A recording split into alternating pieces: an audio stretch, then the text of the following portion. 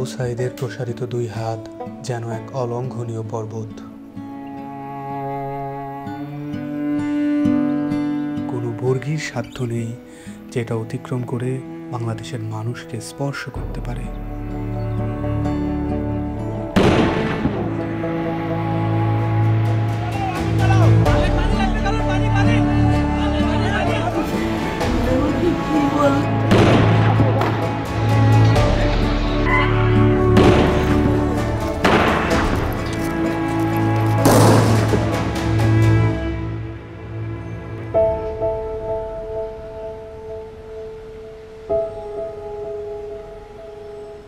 জুলাইয়ের পর থেকে বাবা প্রতিদিনই রাস্তার আশেপাশে হাঁটাহাঁটি করেন। কখনো আবার নির্বাক দাঁড়িয়ে থাকেন। উনি সামনের দিকে তাকিয়ে থাকেন, কিন্তু আসলে কোনো দিকেই তাকান না।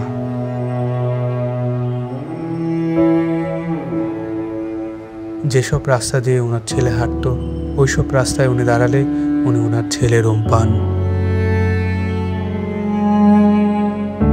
আমার ছেলে মৃত্যু অবস্থায় যখন দাফন দিতে নিয়ে যাবে, এর আগে যখন দেখছি যে হাসতেছে, সে হাসতেছে, হাসি মুখ অবস্থা।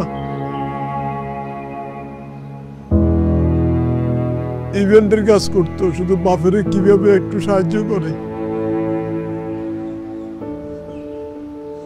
কোনো আজে বাজে আড্ডাতে ছিল না। ওই সারাদিন শুধু কলেজ থেকে আসা ও একটুখানি বিকেলবেলা একটু বন্ধু বান্ধব নিয়ে ক্রিকেট খেলতো, ক্রিকেটের পাগল।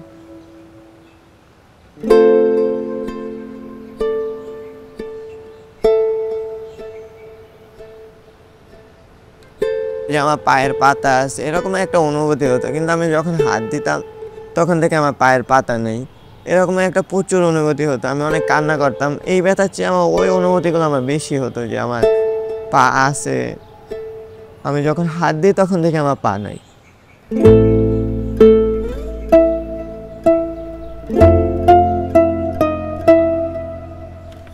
এই হসপিটালে আমি অল্প কিছুদিন হলো আসলাম। পা দিয়ে নতুনভাবে হাঁটা শিখতে আসছি, মানে ছোটকালে যেভাবে হাঁটা শিখেছে মা, ওই রকমের এখানেও হাঁটা শিখাচ্ছে আর কি।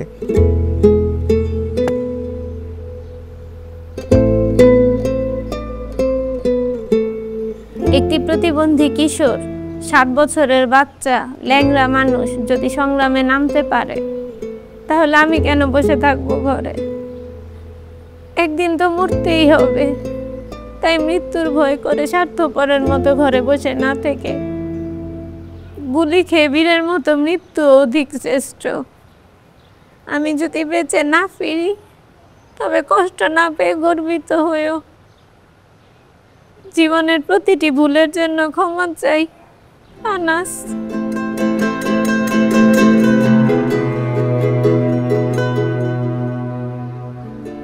আমার সন্তানের বুকে গুলি লাগছে, আর ছিদ্রটা হয়েছে আমার কলিজায়।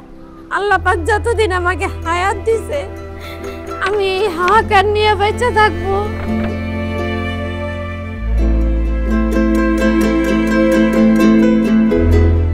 প্রিয় বাবা আসলে আমাদের একটা কিছু না, কিন্তু চকলেট নিয়ে আসছে। প্রিয় বাবা নাই বাড়িতে, যখন বাইরে গেছে আর পুলিশ এসে ওকে ঘুরে মেরে দিছে। আই মিস ইউ প্রিয় বাবা।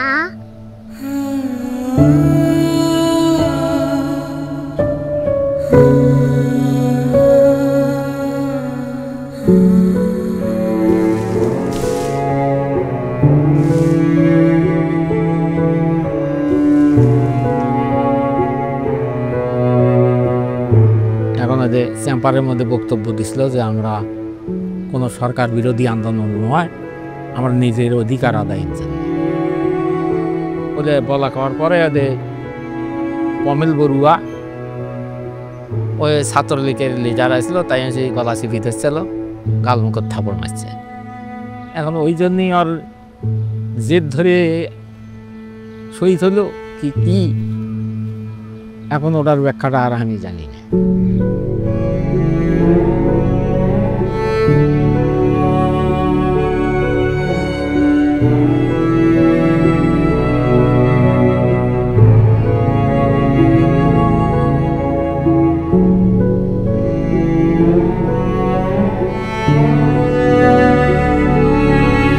ঘুমের সময় মায়ের দুধ খাইয়া ঘুমায়, সেই ঘুমটা ঘুমাইতে পারে না, তখন আফাইতে পাইয়া ফাইতে ভাই করে উলট ফুলট করে ঘুমের লেগে আবার উঠে কোলে লই।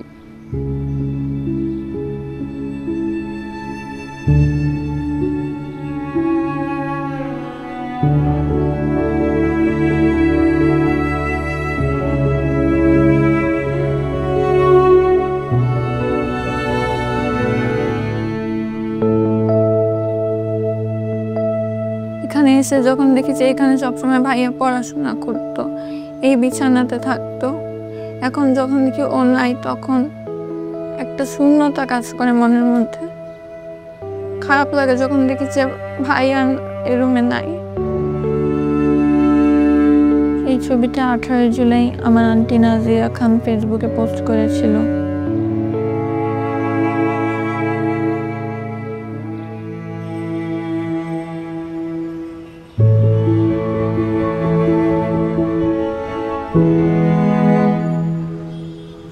আজ কতদিন আমার ছেলে আমার মা কয়, আমার মাও কয় না, আমার বুক হয় না, কয় না আমার বাপ বেড়ে দে। আমার সন্তানদের যারা যেভাবে মারছে আল্লাহ তাদের বিচার করুক। আমি সরকারের কাছেও বিচার চাই, জনগণের কাছেও বিচার চাই। আমার সন্তানদের মারছে, হাজার হাজার মায়ের বুক খালি করছে, যে কালি করছে তারও বিচার করুক আল্লাহ।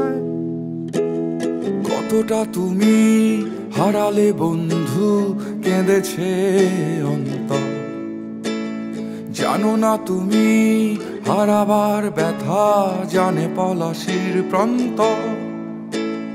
হারিয়ে গেছে যেখানে মায়ের সোনার নোলখানি, গোলা ভরা ক্ষেতের ফসল, সাজানো ফুলদানি।